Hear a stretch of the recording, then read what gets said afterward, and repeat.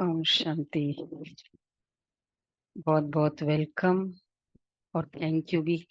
Short notice पे आपने निमंत्रण भी स्वीकार किया। पहली बार देख रहे हैं बहुत। कभी आए नहीं। स्पार्क में कितने जुड़े हुए हैं यहाँ से? एक नहीं, एक दो और दो ही है। तीन चार, चार जुड़े हुए स्पार्क से। हाँ, आपका भी गिन लिया मैंने।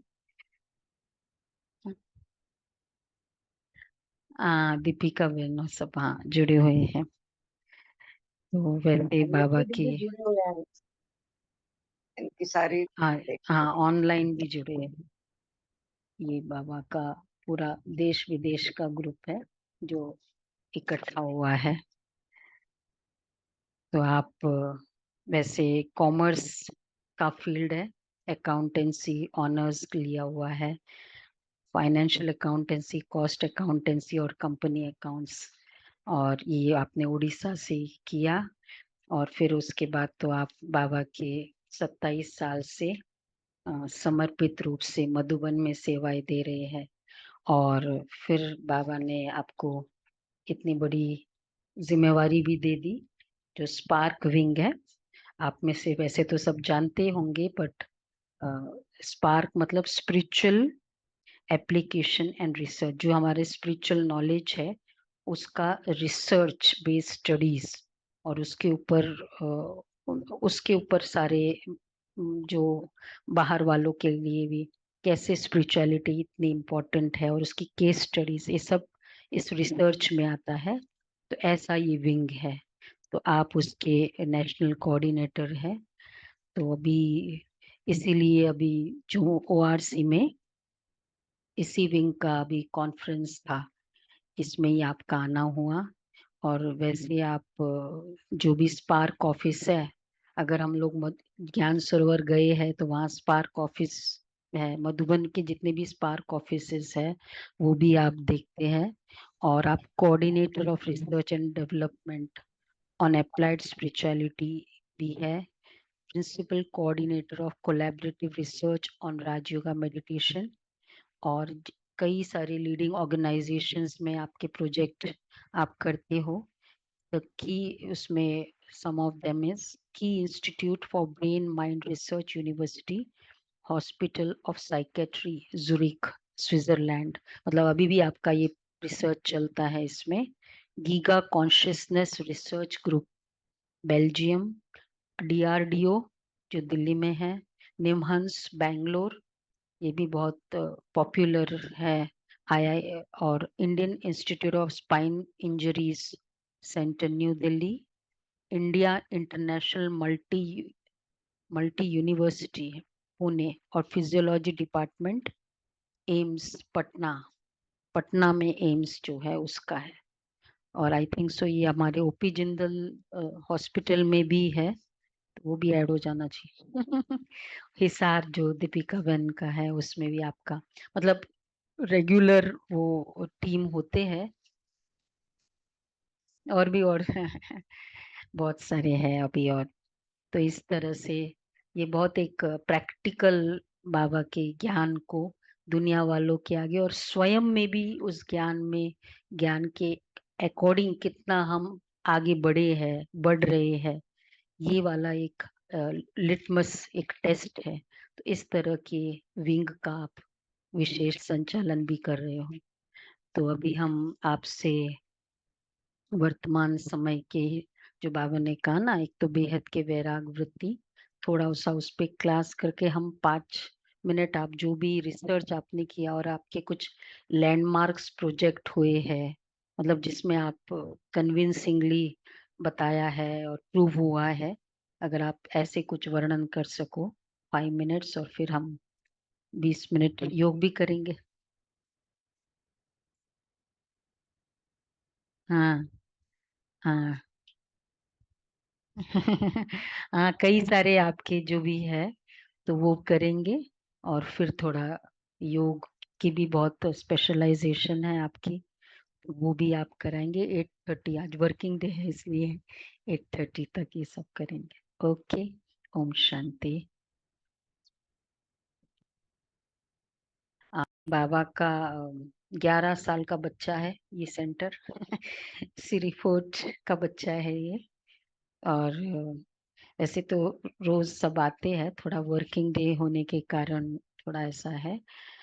और फिर भी बहुत लगन वाले सारे, वेल एजुकेटेड। मुझे कभी भी इंग्लिश की ट्रांसलेशन ज्यादातर करनी नहीं पड़ती है अगर कोई भी फॉरेनर को बुलाए तो बाबा के ऐसे बच्चे। और पिछले 4 साल से ये कोविड ने हमको जूम पूरा बेहद बना दिया, तो जूम पे भी हमारे ऑल ओवर के बाबा के बच्चे, दिल्ली, कलकत्ता, बॉम्बे, महाराष्ट्र, हाँ, बेंगलोर, राइट, बांग्लादेश है, बैंकॉक है।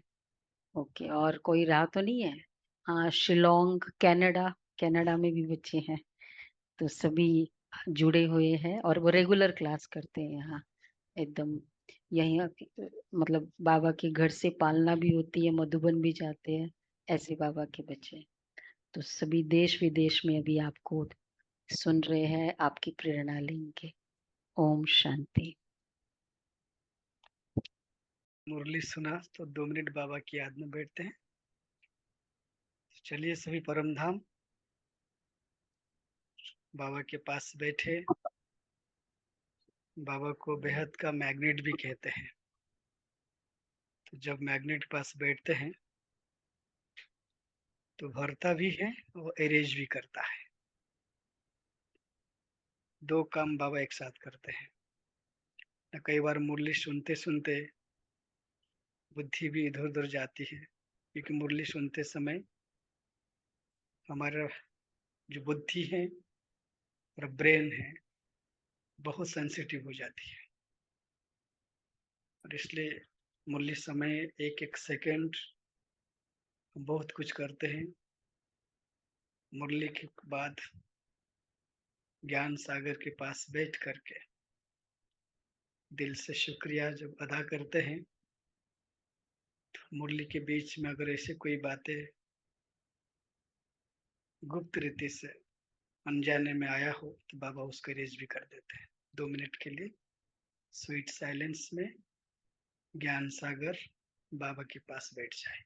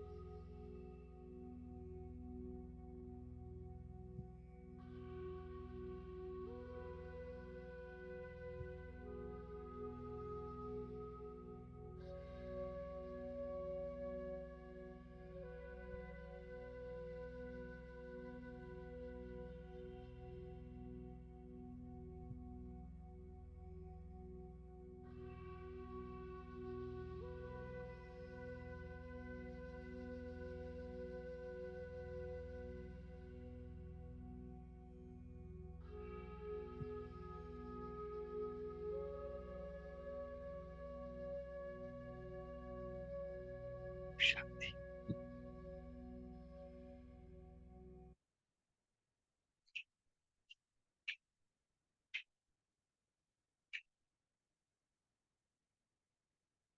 तो सबसे पहले यहाँ आप सभी जो बैठे हैं और जूम ऑनलाइन, तो बाबा के घर तो बेहद का घर है।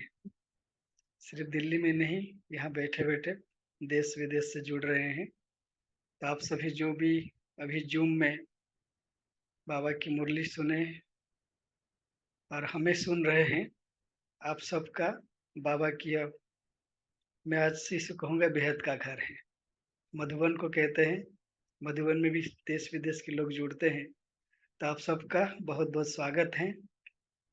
और हम उम्मीद करते हैं कि आप बाबा की बहुत आज की जो मुरली सुना होगा, फर्स्ट सेंटेंस ही हमें बहुत कुछ सिखाता है ना। बाबा कहते हैं कि अगर ज्ञान स्पष्ट है और उसमें एक स्पष्ट होगी, हम ड्रामा को यथार्थ रीति समझेंगे, जानेंगे और उस पर निश्चय बनेंगे, निश्चय बुद्धि बनेंगे। अगर ड्रामा को जानते हैं, निश्चय बुद्धि बन जाते हैं, बाबा ने कहा आप क्या करेंगे? आगे क्या कहा बाबा ने मुरली में, याद है? यथार्थ रीति अगर अचल अडोल रहेंगे, क्यों जरूरत है इसकी? अभी हम सभी 2024 में अगर बाबा के ज्ञान की बात ध्यान में ले आए, संगम युग की आयु 100 वर्ष है और हम अभी 88 ईयर्स में चल रहे हैं। अगर ऐसे देखा जाए तो कितने वर्ष पड़ा है संगम युग की समाप्ति के लिए? 12 वर्ष है। तो बाबा जब 36 में आए, धीरे धीरे ज्ञान स्पष्ट हुआ, तब भी बाबा कहते थे बहुत गई थोड़ी रही, थोड़ी की भी थोड़ी रही। फिर भी 76 में वही बात कहा, फिर 2000 से पहले भी बात कहा, लेकिन सही मायने में अगर एरिथमेटिक अप्लाई करेंगे कैलकुलेशन, तो सही मायने में 2024 बहुत गई थोड़ी रही, थोड़ी की थोड़ी रही। तो क्या करे? ऐसे कौन से पुरुषार्थ करे, किस बात पर अटेंशन दे? क्योंकि जैसे समय नजदीक आ रहा है, बाबा की पूरी मुरली पढ़िए आप, पूरे साकार मुरली, अव्यक्त मुरली।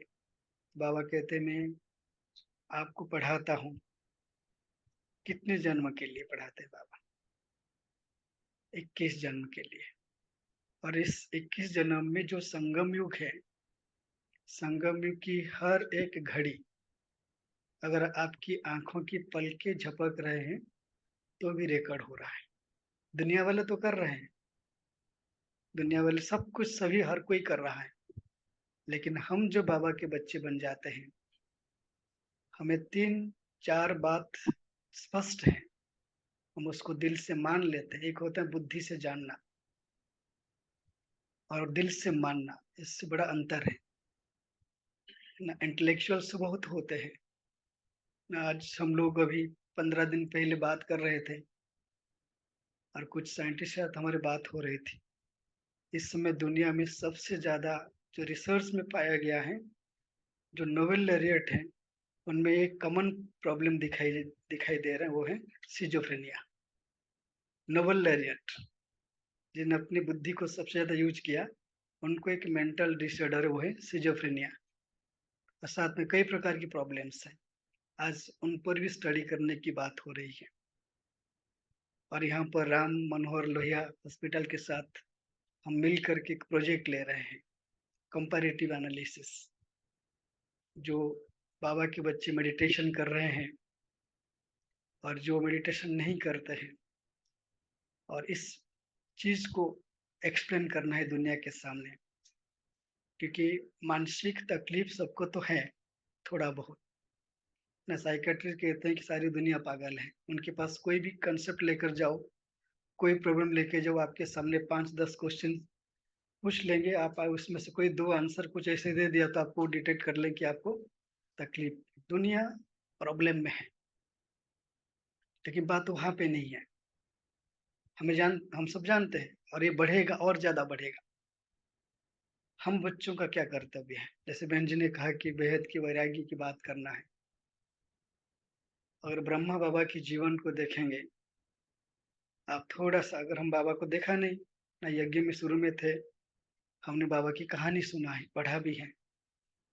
अगर उसी जो बाबा की बात सुना पढ़ा, उसको अगर पीछे आप देखोगे, जिस दिन आप बाबा के बने, बाबा की स्टोरी सुना, उस स्टोरी को थोड़ा रिवाइज करो ना। वो मोमेंट, जिस मोमेंट में बाबा कभी अपने 12 गुरु का अपमान नहीं किया था, और अचानक उठ के आ रहा है वो, और एक कमरे में चला जा रहा है, और वहां जाते ही उनकी लौकिक बहू, अगर वो शब्द याद करो, वो कौन सा शब्द सुना? और यही अगर आपकी याद रहे इस बात की, कभी ना भूले, चाहे परिस्थितियां कैसी भी आए, कोई भी बात बन जाए, आप हिलेंगे नहीं। डगमग नहीं होंगे, क्योंकि हिलते हैं, डुलते हैं, भूले होती है, सिर्फ एक ही कमी, हम भूल जाते हैं, विस्मृत हो जाते हैं।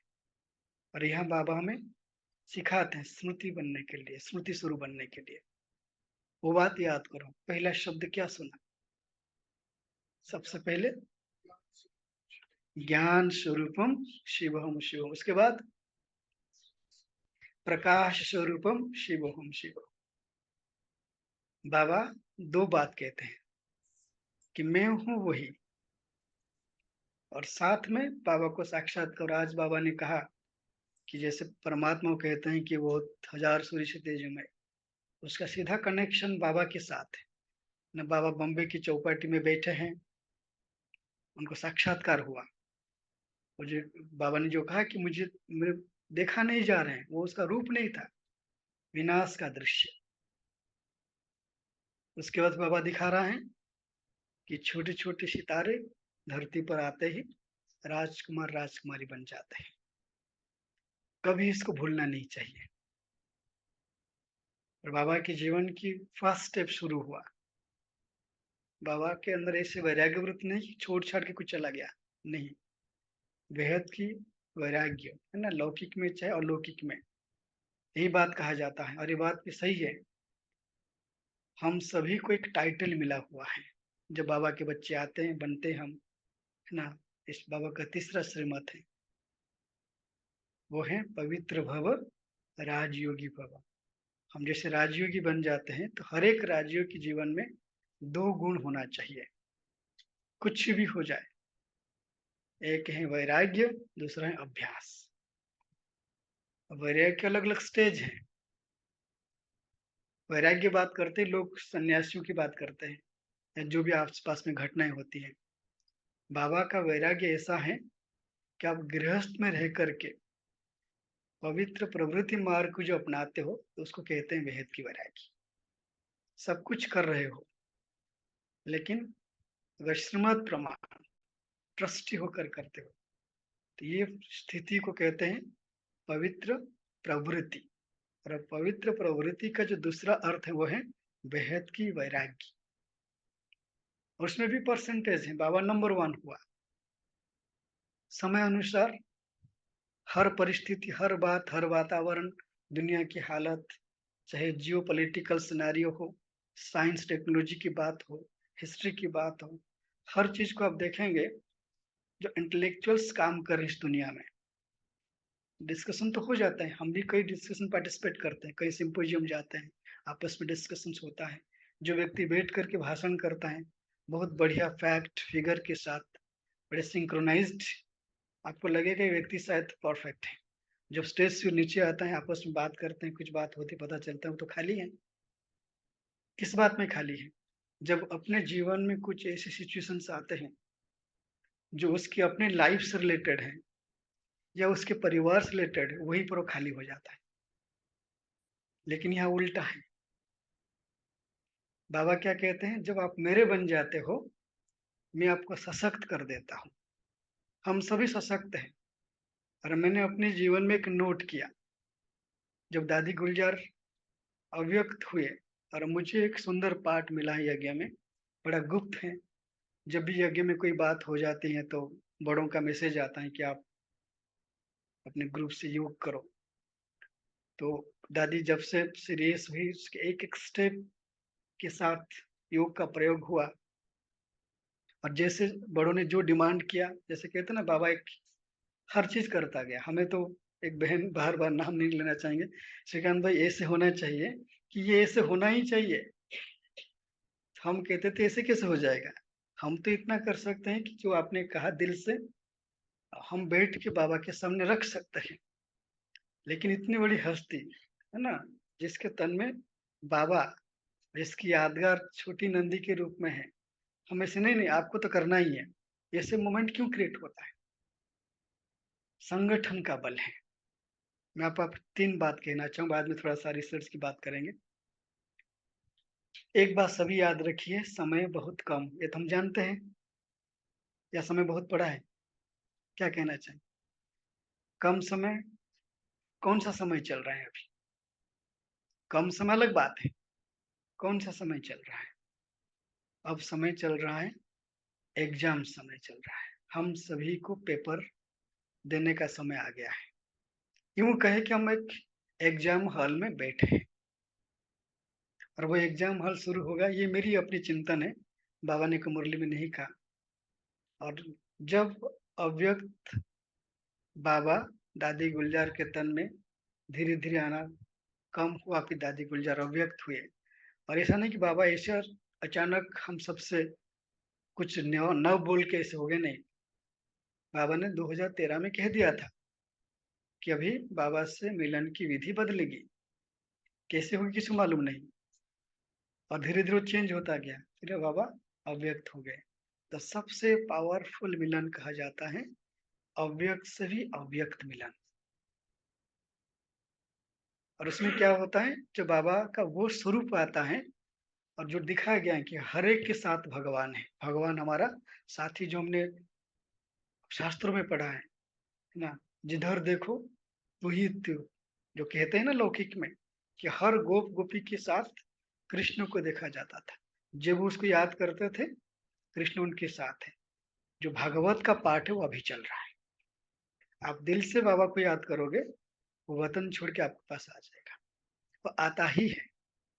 लेकिन हम क्यों उसको महसूस नहीं कर पाते? अभी भी हमारी बुद्धि की लाइन एंगेज्ड है। कौन सी बातों में? जो बाबा ने कहा, आज वही चीज चल रहा है, 4 बातों में। वो चलता रहेगा और इसलिए क्या क्या पुरुषार्थ करना है हमें। 4 बात में एक ही अपनी पुरानी स्वभाव संस्कार आएगा वो। दूसरे है साधन सुविधा, उसमें भी हमारी बुद्धि एंगेज है। और तीसरा है प्रकृति 5 तत्वों में होने वाली परिवर्तन। जैसे अभी टोटल ग्लोबल सिनेरियो देखिए आप, 2024 के रिकॉर्ड है, भारत में गर्मी कितना है, इसकी डिस्कशन जितना बाहर नहीं है, सबसे ज्यादा डिस्कशन ब्रह्मा कुमारी में है। जो परिवर्तन होता है उसकी ज्यादा चर्चा होती है। हम जो पुरुषार्थ, हमारा लक्ष्य है, हमें मैसेज मिलता है, समाचार मिलता है, लेकिन समाचार मिलने के बाद हमको क्या करना चाहिए, हम वो नहीं करते हैं। बाबा कई बार मुरली में कहा, बच्चे समाचार सुन लिया, अच्छी बात है, लेन देन होना चाहिए। समाचार सुनेंगे तो आपको इंस्पिरेशन होगा कि आप क्या करना चाहिए, लेकिन आप क्या कर रहे हो? जो करना चाहिए वो नहीं करते हैं। बाबा ने इसके बारे में कहा था, वातावरण का प्रभाव भी, प्रकृति 5 तत्वों के साथ साथ वातावरण और वाइब्रेशन। जो लास्ट वाला है ना, वातावरण वाइब्रेशन, बहुत बहुत बहुत सेंसिटिव है। अब थोड़ा सा भी अगर आप यहाँ देख रहे हो, जब समय हमारा जा रहा है, चाहे बाबा की कैसे ही बच्चे हैं, इसकी मुरली है, 7 दिन की बच्चा अगर सामने बैठा है, उसको वही प्राप्त हो रहा है अभी दादी रतन मोहिनी को जो प्राप्त हो रही है। कोई डिफरेंस नहीं है। हमें पता है कि कोई उतना पुरुषार्थ नहीं कर पाएंगे। जितना समय नजदीक आएगा, आत्माएं आएंगे और वो कमजोर आत्माएं आएंगे, लेकिन हे बाबा के बच्चे लास्ट के आत्माएं सब आ रहे हैं और सबको हमें साथ लेकर चलना है, सबको मदद करना है। तो वातावरण वाइब्रेशन की इफेक्ट हमको बचना बहुत जरूरी है। चाहे पुरानी स्वभाव संस्कार तो ठीक है, हम कुछ बात याद कर लेंगे, प्रकृति के 5 तत्वों की बातें हैं, साधन सुविधाओं को हम छोड़ सकते हैं, लेकिन जो वातावरण बन जाता है, उसके जो इफेक्ट है, उससे बचने के लिए आपको अपनी सुरक्षा कवच बनाना होगा। और वो सुरक्षा कवच क्या है, इसकी भी मुरली है। बाबा ने कहा है कि जैसे बारिश के मौसम में आप सूर्य को देखो और सूर्य की कोर में सूर्य दिखेगा, उसके चारों तरफ क्या दिखता है, एक कार्व दिखता है, आभा मंडल। तो आप ऐसे ही जब अंतिम समय में आप जितना पुरुषार्थ करोगे तो ठीक है, लेकिन बाबा का मदद मिलेगा तो हम अपनी हर आत्मा अपनी संपूर्ण संपन्न स्थिति को अपनी नंबरवार पुरुषार्थ अनुसार प्राप्त करेगी, ये निश्चित है। और जब वो बनेगा तो आपकी जो प्रकाश स्वरूप बनेगा, उसके चारों तरफ एक आभा मंडल बनेगा। वो आपके पुरुषार्थ के आधार पर, आप सच्चे दिल से ईमानदारी से जो पुरुषार्थ किया है वो आपकी बनाएगा। अगर कोई ऐसे कुछ कर्म रह गया है उसकी हमें चिंता नहीं करना है। मालूम है हम नंबर 1 नहीं बनेंगे, सबको पता है, लेकिन बाकी बाबा आगे करेगा। तो वातावरण के इफेक्ट से बचना बहुत जरूरी है। इसके लिए सीजन की मुरली में अगर आप पढ़ेंगे जो 2023 और 24 में बाबा ने मुरली की बात कहा है, उसमें एक मुरली में बाबा 3 अभ्यास की बात कहा है। साक्षीपन, करण करावनहारपन, अशरीरीपन। आगे जैसे हम सभी फाइनल पेपर में हैं, एग्जाम दे रहे हैं, पेपर कोई भी आ सकता है, और पेपर आने के बाद 4 पेपर बता दिया, वो भी फिक्स्ड है। पुरानी स्वभाव संस्कार, साधन सुविधा, प्रकृति की 5 तत्वों, जिन लोगों के साथ आप रह रहे हो उनके द्वारा जो वातावरण वाइब्रेशन क्रिएट होगा, और आप रोज की दिनचर्या में छोटे मोटे फेस कर रहे हैं। जो बड़ा हो जाता है हमको थोड़ा इफेक्ट होता है, कुछ हुआ मेरे साथ, लेकिन इससे बाबा जब पेपर बताते हैं और पेपर के आंसर बाबा देते हैं, ये ऐसा विश्वविद्यालय है, यहाँ पे पढ़ाई को पढ़ने के बाद एग्जाम हॉल में जब कॉपी करोगे, जो जितना बढ़िया कॉपी करेगा उतना उसका पास उतना बढ़िया होगा उसका। और किसको कॉपी करना है हमें? ब्रह्मा बाबा को। बाकी सभी विद्यालय में एग्जाम में कॉपी करोगे तो फेल, यहाँ पर पास, वो भी पास विद ऑनर, डिस्टिंक्शन के साथ। और बाबा को कॉपी करने के लिए ब्रह्मा बाबा के जीवन में जितने भी पुरुषार्थ हैं, और 3 पुरुषार्थ हमेशा मुरली में कहते हैं, साक्षी दृष्टा बनने का अभ्यास करो, जो आज हम थोड़ा सा लास्ट में करेंगे। जो जितना ज्यादा साक्षी दृष्टा बनेंगे तो उनके अंदर एक पावर क्रिएट होगा, ऑटोमेटिक इनर मैकेनिज्म है। साक्षी दृष्टा अभ्यास करने वाले अंत समय में साक्षात्कार मूर्त बनते हैं। साक्षी दृष्टा किससे कहते हैं? वो हर बात में ब्रह्मा बाबा की तरह, बाबा और ड्रामा है ना, बाबा की लौकिक पत्नी यशोदा माता, शरीर छोड़ा, रमेश भाई का उनका इंटरेक्शन हो रहा है। बाबा कहते हैं अच्छा वहां पर नारायण है और वो कर लेंगे। आप सोचिए इस बात, वो क्या क्या बाबा का स्थिति होगा। बच्चा कह रहा है कि मुझे यहाँ अच्छा नहीं लग रहा है क्योंकि बेगरी पाठ है, मुझे छुट्टी दो, मैं जाकर कुछ कमाई करके लोगों को दूंगा। उसको पता है ये क्यों कह रहा है, वो हाँ भी नहीं कह सकता है, ना भी नहीं कह सकता है। अगर बाबा हाँ कर दे तो बाबा बंद जाएगा, ना कर दे बोले बाबा मुझे मना, बाबा चुप रहे। नारायण दादा की बात कर रहे हैं, उनके साथ हमारी लंबा समय का इंटरेक्शन हुआ है। वो जब आते थे हमारे ऑफिस में बैठते थे, एक रमेश भाई का उनका काफी अच्छी दोस्ती थी, और ऑफिस में आते थे तो कई कई बातें ऐसे होती, पता चलता था कि व्यक्ति यज्ञ छोड़ा, उसकी टीस अभी भी है। सामने बाबा है, आप कभी देखा होगा बाबा के सामने जाते जाते वो उनकी आंखों से आंसू आता था ऐसे, वो आंसू किस बात की है? तो वो बाबा हर बात में क्या कहा? बाबा और ड्रामा।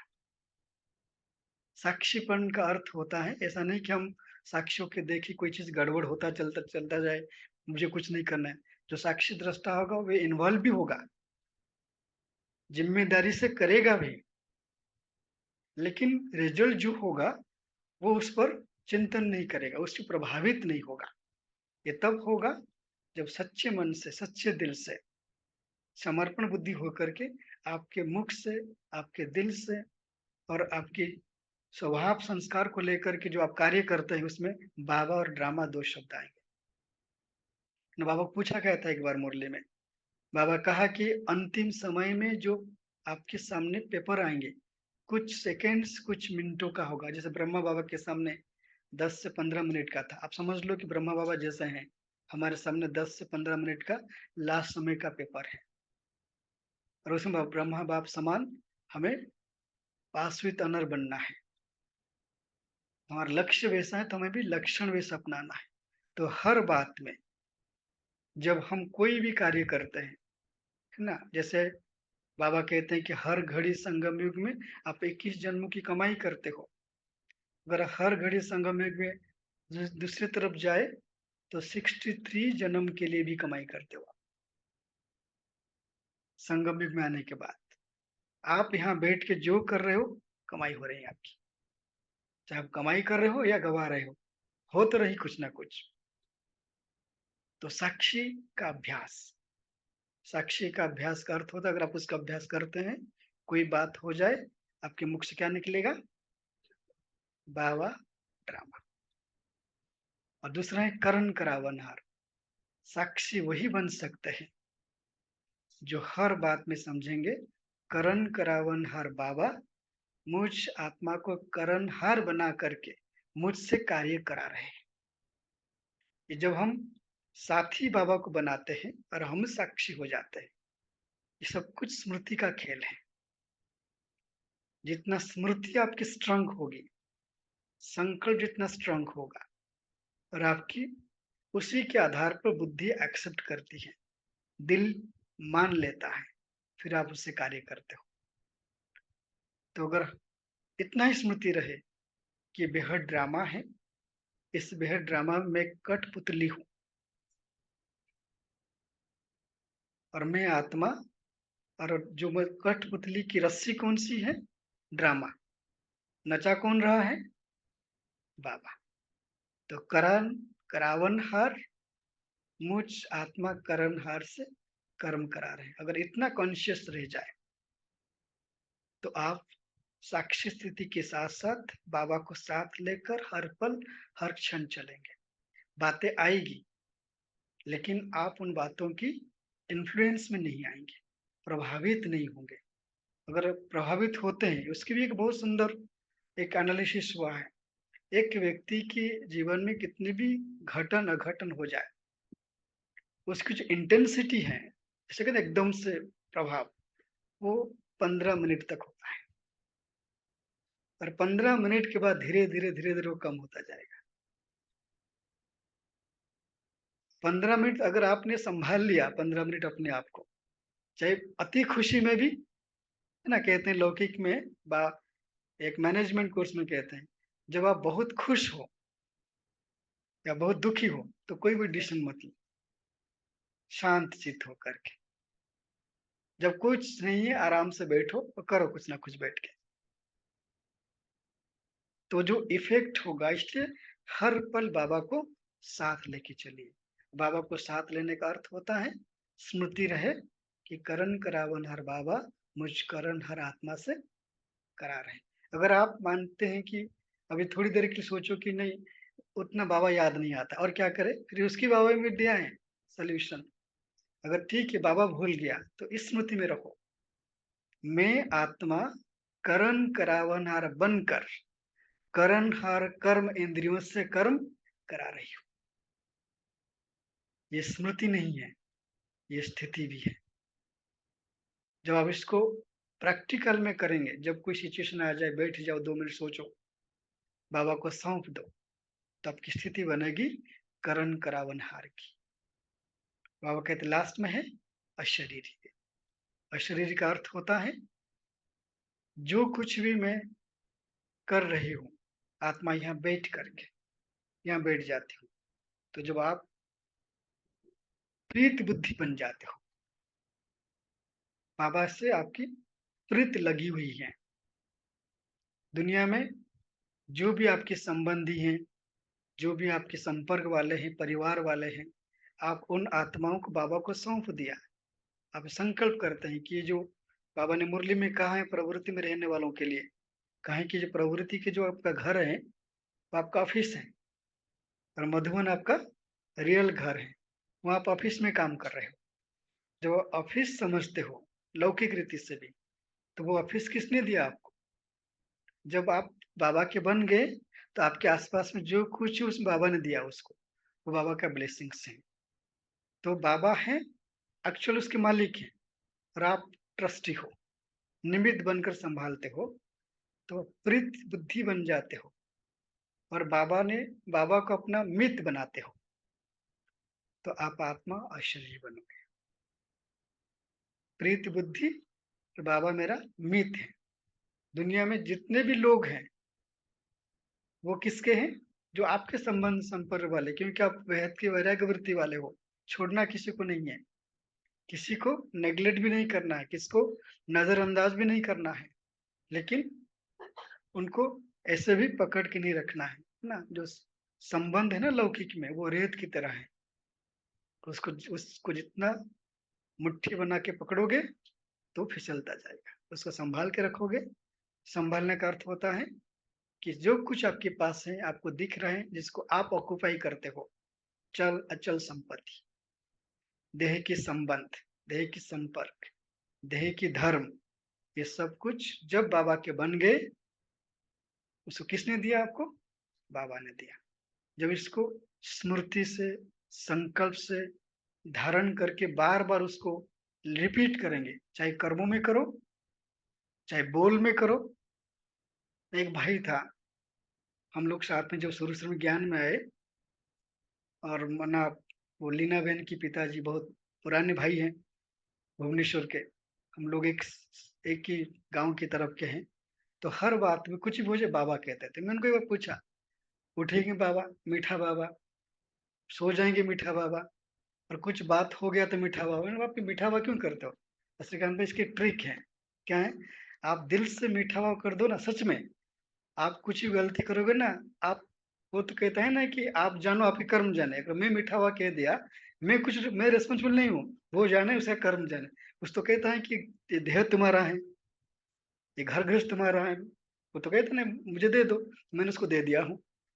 वो मीठा हुआ कहने से क्या होता है, बहुत सारी चीजें अंदर चलता है और रिलीज हो जाता है। और हमने करके भी देखा। और ये जादू का मंत्र कार्य करता है, चाबी का काम कर लेता है। तो 3 बात आपको आज कहा गया। पहली बात क्या हुआ? साक्षी। साक्षी अभ्यास, क्योंकि टॉपिक तो बहुत गहरा है, लेकिन सार रूप में बाबा ड्रामा।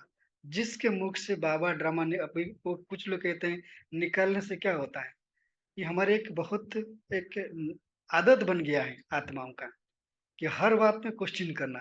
करने से क्या होगा? कर तो लो पहले, करने के बाद और कुछ पूछो। करने से पहले आप सोच लीजिए, माना अगर भोजन से पहले लेने से 5 सवाल करे, पता नहीं क्या है, पता नहीं क्या है, रखाओगे तो क्या होगा? सर रिजल्ट क्या होगा बताइए? वो जाएगा तो आपको बीमार करेगा ही, क्योंकि आप खाने से पहले भी सवाल कर लिया। तो ऐसे संकल्प भी है, व्यवहार भी है, संबंध भी है, संपर्क भी है। हमको तो श्रेष्ठ बनाना है। तो बाबा और ड्रामा, और ये सबसे बढ़िया मंत्र है, करण करावनार बाबा करा रहे हैं, मैं आत्मा किए जा रही हूँ। बस शरीर उसका है, मैं तो निमित्त हूँ। आप बन गए अशरीरी।